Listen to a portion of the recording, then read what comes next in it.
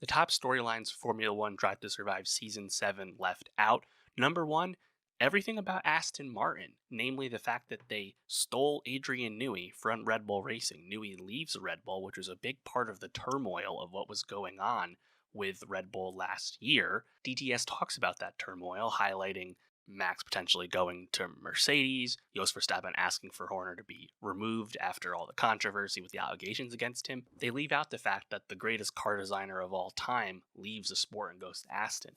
And I think it makes sense because there's really nothing else to the story with Aston. Last year, the car continues to slip down the order. I think they can frame that next year when they talk about 2026 and Aston's great hope to climb back up the mountain. So I understand it, but it did feel like a key thing that was left out, given how much oxygen we gave that at the time last year. Another key storyline that was left out would be Franco Colapinto coming in for Logan Sargent last year.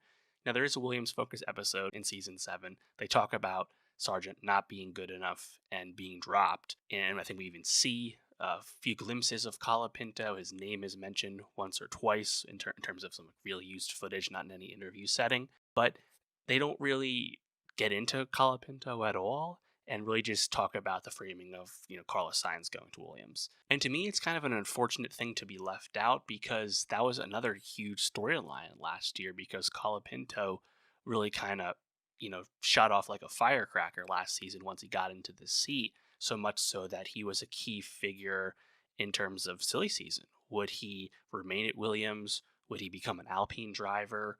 Would he become a Visa Cash App Racing Bulls driver? There was a lot going on with Colapinto. We didn't really know his fate for a long time before he ends up being released and is now an Alpine reserve driver threatening to knock down Jack Doohan's door. There's a lot of angles to the Colapinto story, and again, I assume they'll talk about that in the next season of DTS, especially if he gets a drive this year. But it again feels like something that was unfortunately left out. Some other things with Alpine, Bruno Famin replaced with Ollie Oaks. They just completely gloss over that, don't mention it at all.